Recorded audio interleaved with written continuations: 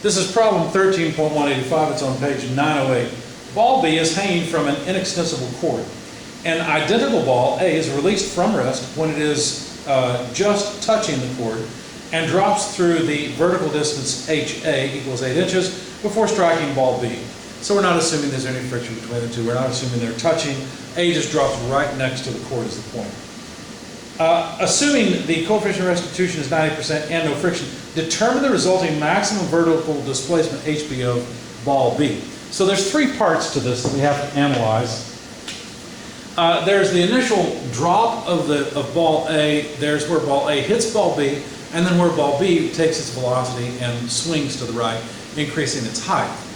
Now, when I solved this, I went through it and I started off and I realized that what I was doing made no sense. So I started again. So you'll get to see me recover. I'm going to purposely go through all of it and show you how I decided that I was making no sense mathematically and should try again. And hopefully you'll learn something important out of this about how impulse momentum diagrams are good and useful. So here's ball B. Ball A begins up here somewhere. It's right next to the string. The idea is that the two centers are tangent to the edges of the two balls. Anyway, ball A eventually falls to where it contacts ball B. It drops through a height. I think they gave us a symbol for it, not that we really need it. I'll call it HA. It was 8 inches. And notice that the masses of the two balls are the same, but they didn't tell us the masses of the two balls. Okay? The coefficient of restitution during the impact is 90%, and then ball B is going to swing up on the rope to some new height where we're supposed to calculate this new height HB. Okay? So we don't know what that is, but we'll find out. So that's what we want to find is HB. The first part is pretty straightforward. If you work many problems like this, you realize that gravity is the only thing doing work. So basically, A falls down and generates its own kinetic energy, if you like. So VA squared is what we need. If you work several of these problems, you know that VA is square root of negative 2g delta y. If you don't know that, well, you can figure it out from the equation we've got. Delta y is obviously a negative thing. So we can plug in numbers and see what we get. Negative 2 times 32.2 feet per second squared, since we're in English units. I went ahead and realized since we have negative 8 inches, I'd probably like to work in inches rather than feet. So I wrote 12 inches per 1 foot. And that way we will end up with a velocity of inches per second. So that velocity, let me just jot it down over here. So the velocity that A has at that moment in time is about 78.6282 inches per second. That was just the result here. Okay? So that's just conservation of energy. Obviously, once we know how fast B is going, we're going to use an equation just like that to calculate HB, but we'll get to that later. Now, the interesting part of this problem, or if you like, the difficult part of the problem, is the impact part. Now, they made the geometry fairly simple because if you've got two spheres in contact with one another, where the centers of the spheres are tangent with one another, with a vertical line passing through them, then the resulting triangle that you see here is pretty easy to deal with. As a matter of fact, if we, excuse me, if we think about it, this side of the triangle measures r over, well, no, that's just r, isn't it? But this side of the triangle is 2r. So in other words, if I extract this right triangle and think about it a bit, I'll have a side r over here, 2r over here, and that looks just like a 30-degree triangle. In other words, think about another angle here, or another triangle here, r and 2r. Well, that's just an equilateral triangle, isn't it? So what that means with an equilateral triangle is that we've got a 60-degree angle here and a 30-degree angle there, and so this is just a common triangle we're used to dealing with. Basically, the triangle we want to play with is one that looks like this. The ratios of the sides are 1 to root 3. Okay?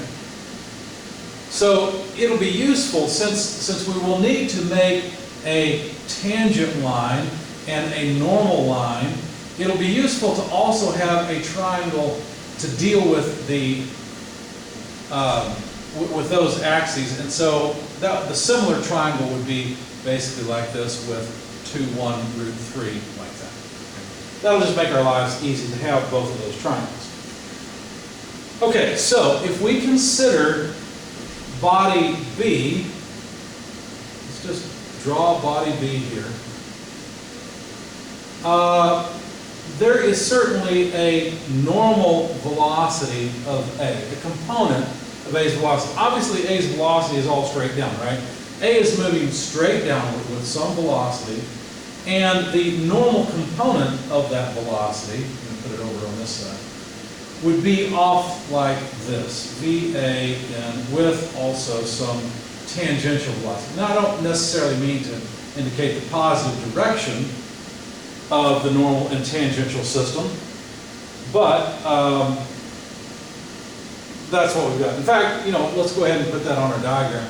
I did define the positive tangential system to be up and to the right, and then the positive normal direction, for this case, to be up and to the left. Okay? And I believe I stuck with that when I finally got my head on straight. Yeah, I did. So I stuck with that coordinate system. Anyway, so obviously, VAT, if we were to write it in the tangential direction, it would be a negative thing. VAN would be a negative thing as well, but we'll deal with that a little bit later. Okay? Now, here's where I went off the rails a little bit. I did go ahead, you know what? Actually, it's okay. Let's go ahead and write these as vectors, because with impulse momentum, it's really important to keep track of which way things are going, whether they're positive or negative. And so I went ahead and said, let's write AN as a vector so I don't forget that it's negative VA, and let's see, it's just, this is the one side, the two side, the root 3 side, and so I would just need what?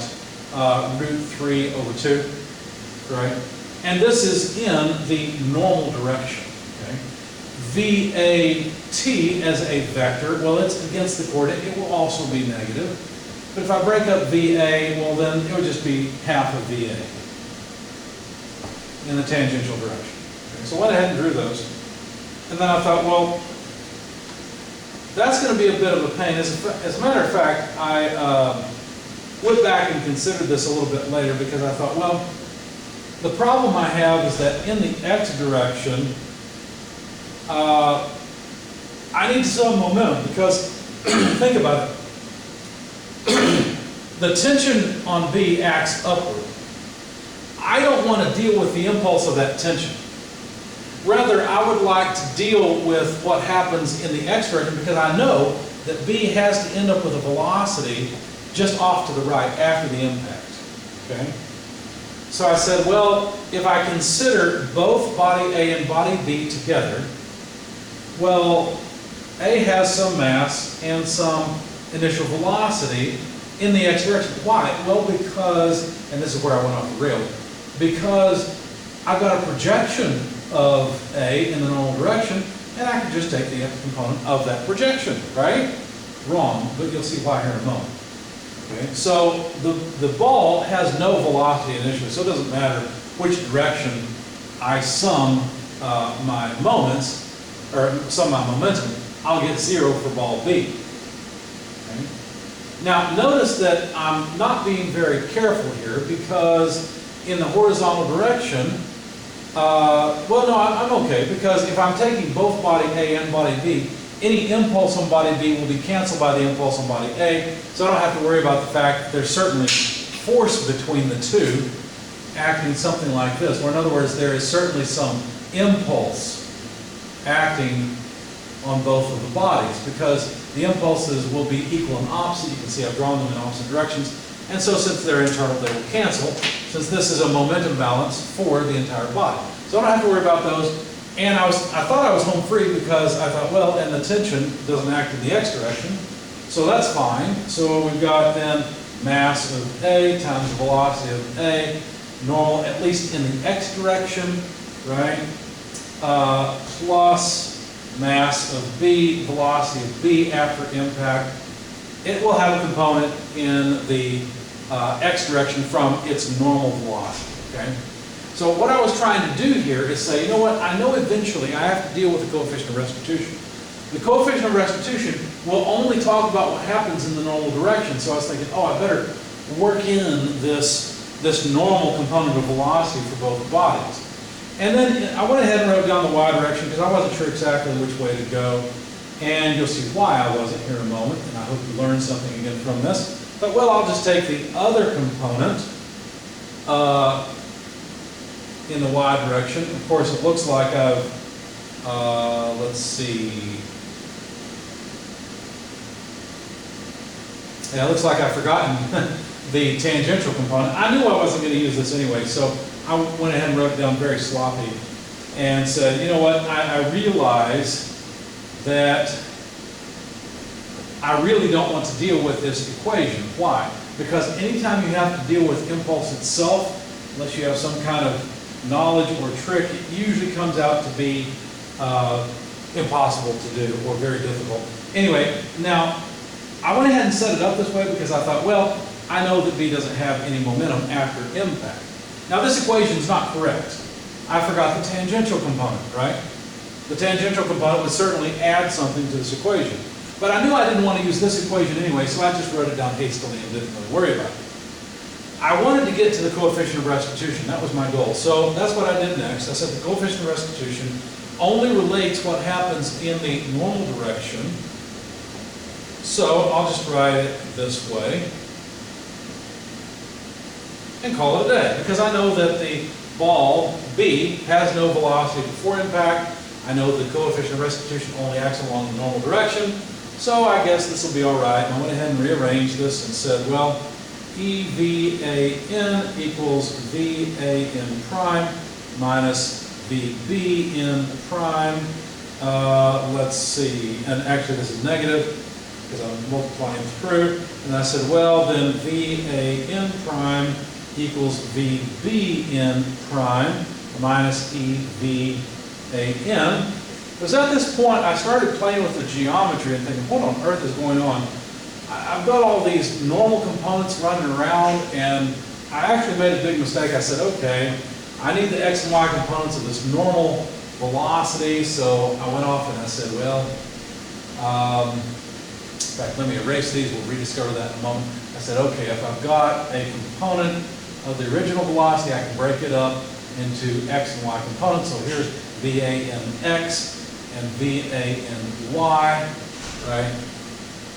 And I even wrote down equations for them. For VAN(x), I said that must be, we're getting tired of it, I said it must be the magnitude of whatever the velocity vector is in the normal direction times a half, because again, this is our 1, 2, root 3 triangle, okay?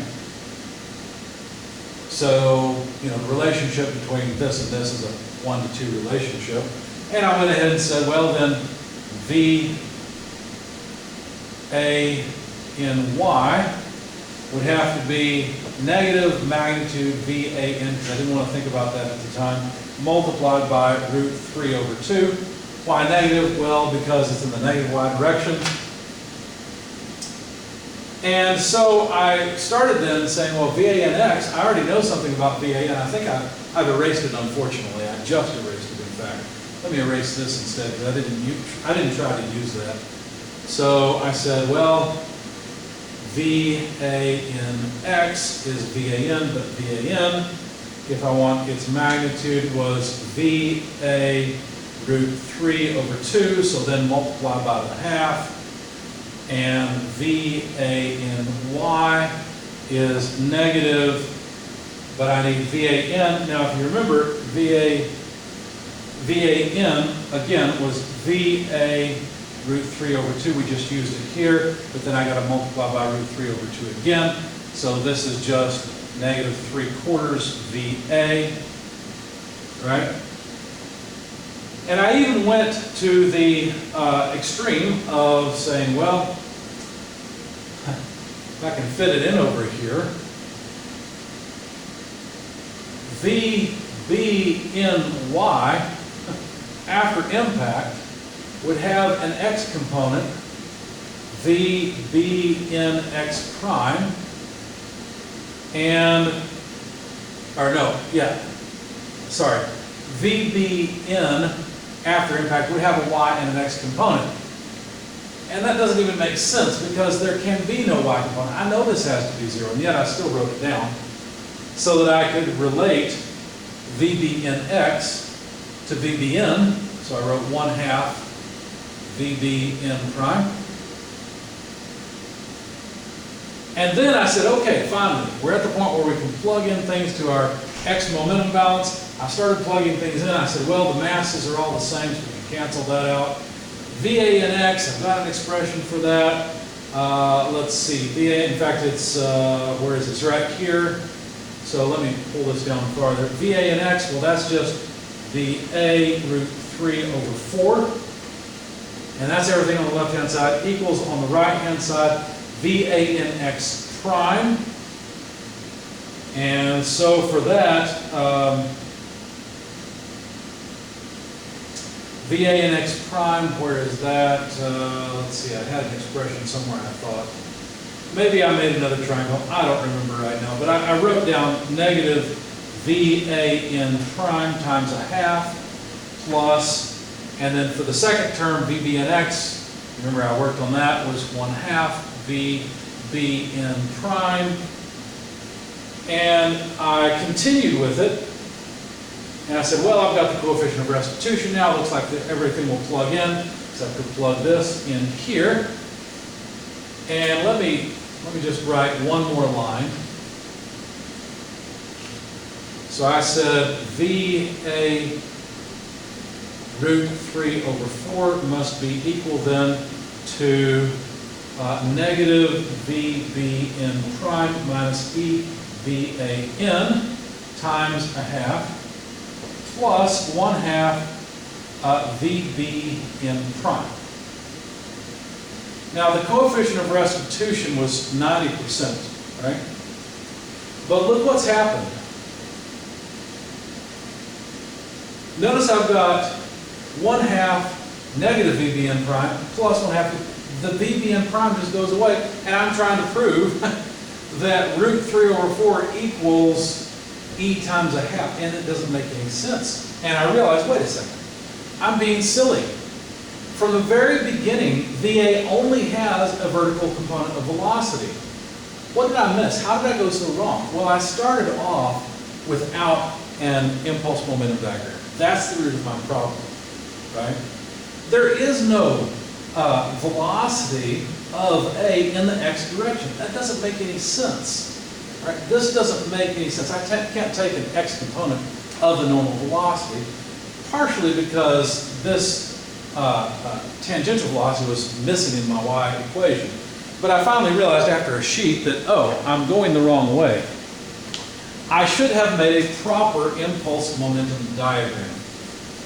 Let's get rid of this. We already know about the triangles we're using.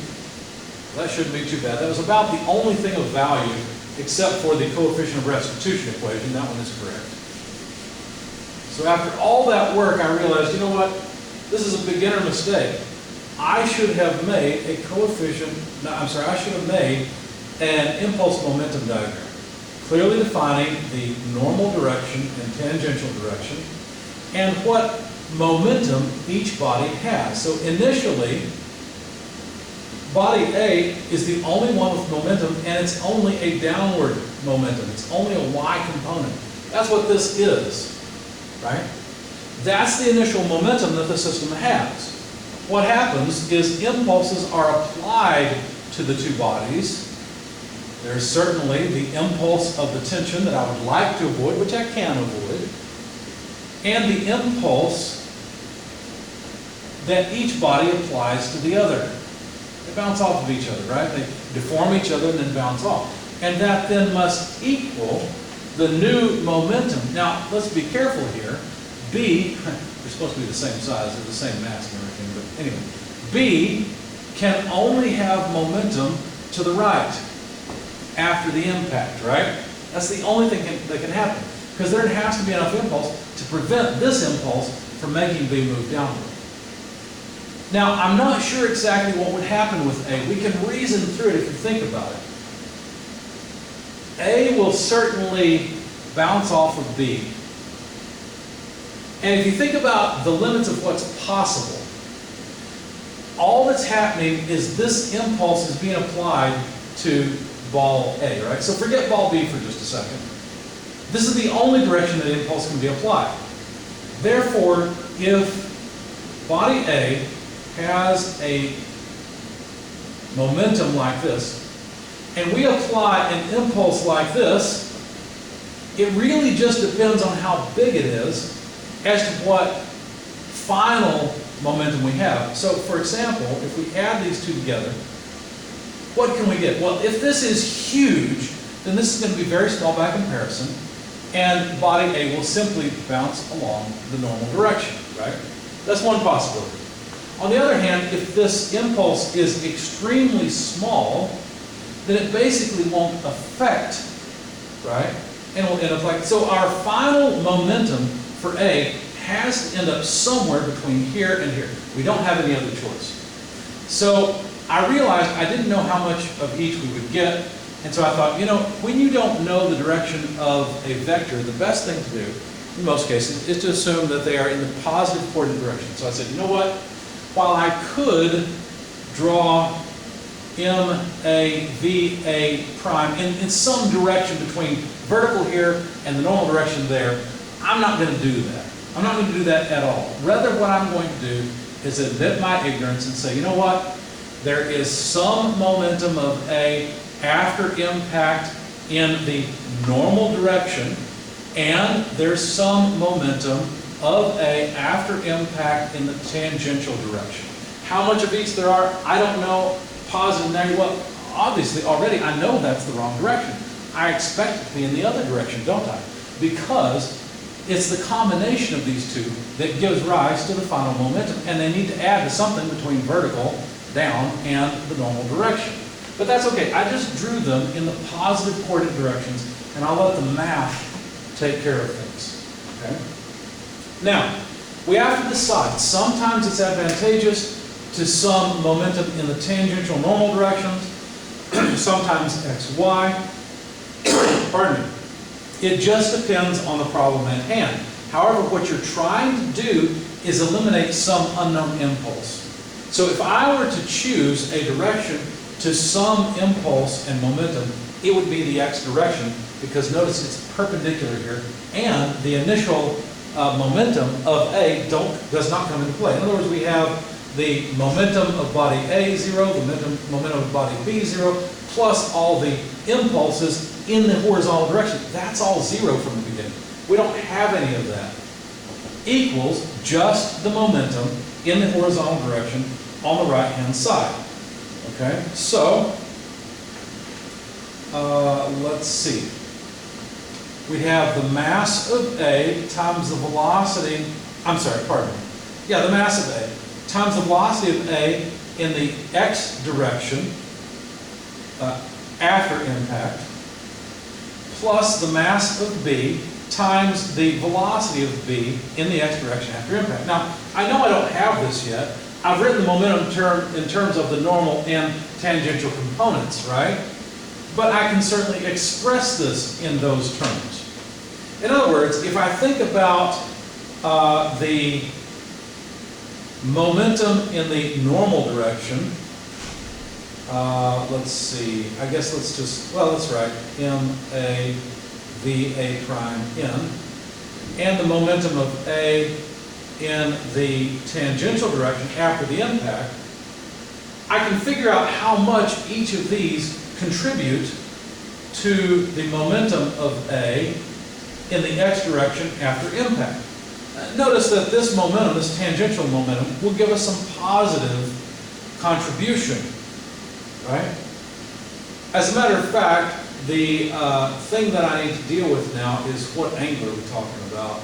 Well, this angle is the shallow angle of 30 degrees, right? So, the amount that this vector shines on this, right, or the projection of this vector onto this vector would simply be, let's see, this component would just be MA VAT prime cosine 30 degrees, right? And this component here of the vector MAVAN prime, well, it's in the negative direction, isn't it? So we have to write negative and now sine 30 degrees. So basically what I'm saying is that this vector, this momentum vector, is the sum of these two. All I'm doing is taking the horizontal components of these two and saying they're equal to that horizontal component. That works in the tangential and normal directions into my equations. Okay? Now these I need, so let me jot them down somewhere. Maybe I don't need them. We can come back to them. Anyway, so in the x direction then, what I would have is 0 equals MA times the contribution from the tangential component and the normal component. Let me write the normal component first. So negative, I'm pulling out the MA, right? So V A N prime sine 30 degrees. You can think about projecting the velocities themselves if you like. It's the same thing. It's a little easier to understand. It's probably what I was doing. And yeah, that's what I did. I just couldn't think about it right. But you can think about projecting the momentums if you like. It doesn't matter. It just makes it easier to understand how that MA comes out. Anyway, so then plus the mass of A that comes out times the velocity of A in the tangential direction after impact cosine 30 degrees. Now notice all of this is just VAX prime. So then plus mass of body B, velocity of body B in the x direction after the impact. And so what I've done now is I have successfully worked in the normal and tangential components. Why would I want to do that? Well, because the coefficient of restitution can only deal with those components. Okay? Now, if we were to also think about what happens in the tangential direction, so not y, but tangential direction, well, in the tangential direction, I'm going to have a problem because I've got a component of impulse if I take both bodies. What if I don't take both bodies? What if instead I only take body A? I should probably draw another impulse momentum diagram, but let's live dangerously. Hopefully we won't run into more problems. It's a pretty simple momentum balance. Whatever momentum body A had in the tangential direction, it must have when it leaves. Because think about it. There are no impulsive forces on body A in the tangential direction, are there? There's only an impulsive force on body A in the normal direction. So what that really means is that the velocity of A in the tangential direction before and after impact are the same. Okay?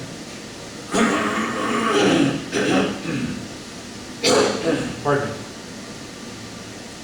Okay. So how much velocity does A have in the tangential direction? I think I've erased my figure. But the velocity of A in the y direction certainly does have a normal component, VAN, and a tangential component, VAT. Okay? Now notice that this VAT is in the negative direction of the coordinates. So if I were to write VAT as a vector, it would have to be negative, right? And it would be VA, or VAY if you like, whatever you want to call it. I will use VA and VAY interchangeably. Multiplied by what? Well, I think I switched to using sines and cosines rather than the root 3, 2, and 1. I know that's a 30-degree angle right there. So VAT has to be, well, that's the sine side, so sine of 30 degrees. Okay? And that's in the tangential direction. In other words, A comes in with a velocity in the tangential direction that's negative. Okay? That's all it says. So that means, since VAT is the same before and after, well, VAT prime must be negative VA sine of 30 degrees. Okay? So that's VAT prime. That's this right here, in terms of the original velocity, which is convenient. What about VAN? I think I held that off till later. I was concentrating on the tangential direction. So I plugged that into my equation, and you can see that we've really used up our tangential knowledge. So just continuing in the x direction, we have 0 equals mass of A. In fact, you know what? We can just cancel the mass of A and mass of B. They are the same. That way we don't have to keep writing them. So we'd have negative VAN prime sine 30 degrees plus what? Well, VAT. What is VAT? VAT prime actually is just this. It is negative VA sine of 30 degrees. But that's just VAT prime. Don't forget the cosine of 30 degrees. And then plus VBX prime. Okay? I called this then equation 1. It is an equation that relates VBX prime, which I care a lot about. That if I had that, I'd be done. That's all of VB, isn't it? VB doesn't have, after impact, any vertical component. So if I just had that, I'd be home free. I know VA, that's easy. If I just had VAN prime, I'd be okay. But I'll have to go through the coefficient of restitution to get it. So if we start with the coefficient of restitution equation, let's see, we've already worked this in, so we don't need that anymore. If we start with the coefficient of restitution equation, we could rearrange it, which we actually did correctly on the last page. And what we got was VAN prime equals VBN prime minus EVAN. Okay. Remember that I said we can also calculate VAN, but we'll have to be very careful. Okay? Let's pause on this for just a second and consider VAN as a vector. Okay? So VAN as a vector, well, it's pointed against the normal direction, so it would have to be negative VA, this component, times the cosine of 30 degrees. Okay? So now I have in the normal direction. So now I have an expression for VAN that can go in right there. So that's what I did next. I said, well, this is equal to VBN. I need to work on that. In fact, let me go ahead and work on it as well. So we'll plug this in here, but we've got to have something to plug in there. So if you think about the velocity that V has after impact, it only has velocity to the right? It only has an x component. If I decompose that velocity into a tangential or normal and tangential direction, then this side would be VBN prime, and this side would be VBT prime. Now I don't really care about VBT prime, but I care quite a lot about VBN prime. Our 30-degree angle is right there.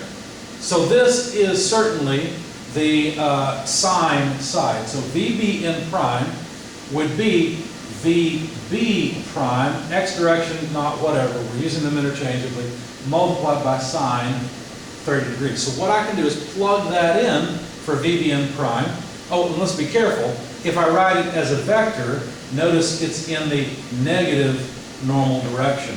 So I have to plug it in that way. You have to be careful and respect the directionality. Anytime you plug anything in here or here, you have to respect the directionality of that vector, because we are dealing with vectors here. Anyway, so I would write negative VB prime, or VBX prime, since that's what we're going to do. It's the same thing, times sine of 30 degrees minus E, and AN would be negative VA cosine 30 degrees. So let's get this mess out of here, the geometry out of the way. And I feel like I've made a mistake. We've got negative, no, that's okay.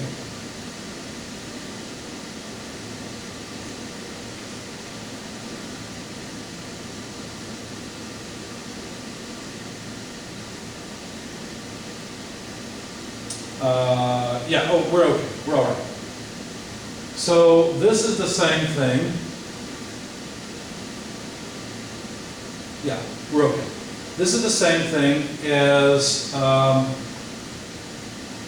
negative VBX prime sine 30 degrees plus E VA cosine 30 degrees. And this is an expression for VAN prime. And we can plug it in wherever we find a VAN prime. So let's do that next. Now I feel like I may have made a mistake, so I'm going to leave this here. I'm not following the solution I read out earlier exactly. But we've got negative of VAN prime, but that's just negative VBX sine of 30 degrees. I'm just writing VAN prime plus EVA cosine 30 degrees. Don't forget we've got a sine of 30 degrees outside. Let's take this negative out, so minus VA sine 30 degrees cosine 30 degrees plus VBX prime. Okay? Now let me compare to what I did before and see if this makes sense. Yes, this all makes sense. Or does it?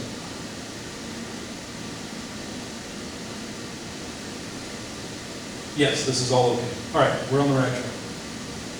Okay, now I know it looks like a mess and there's a lot of vector decomposition here, but we're doing well. We're doing okay. We don't need any of that anymore because I'm sure this equation, about 99% sure it's correct. It looks like it's the same as what I had before.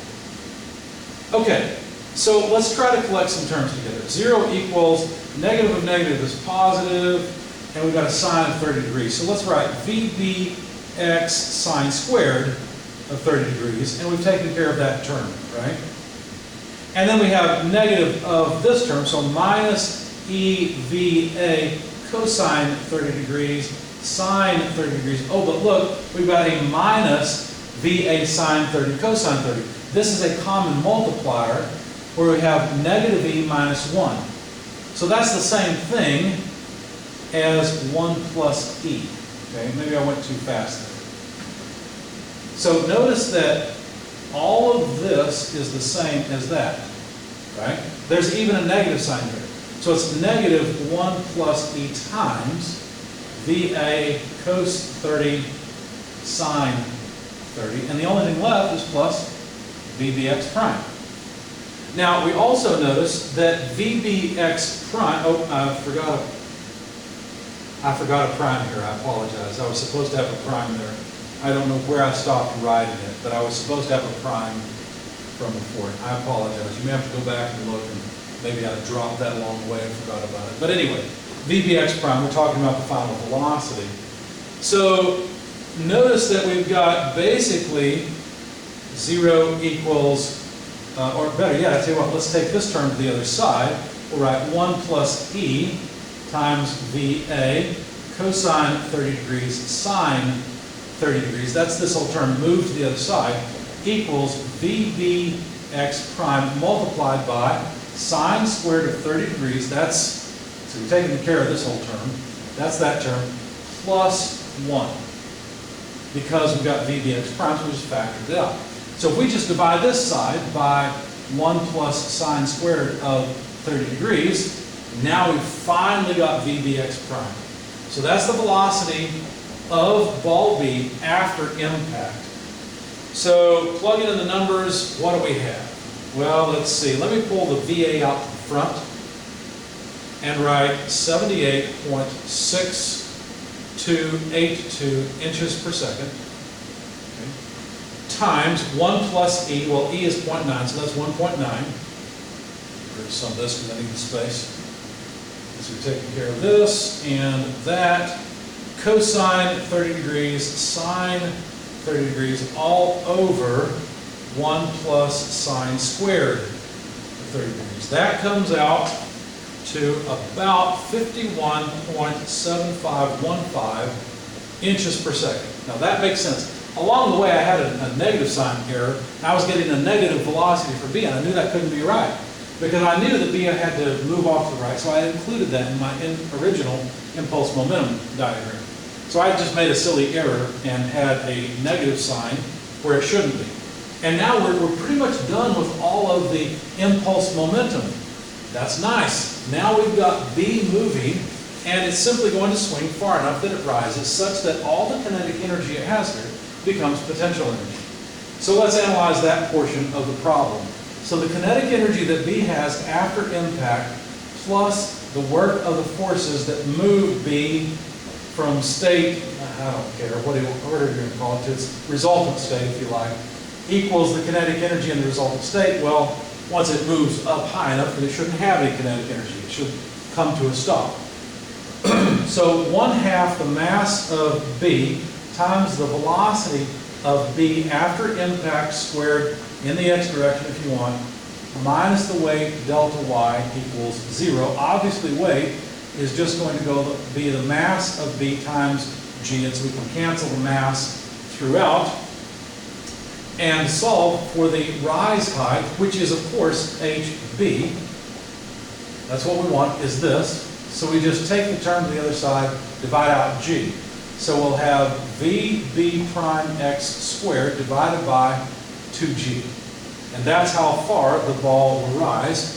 Plugging in the numbers, hb is equal then to 51.7515 inches per second quantity squared, divided by 2g. G is 32.2 feet per second squared. Or let's do it like this actually.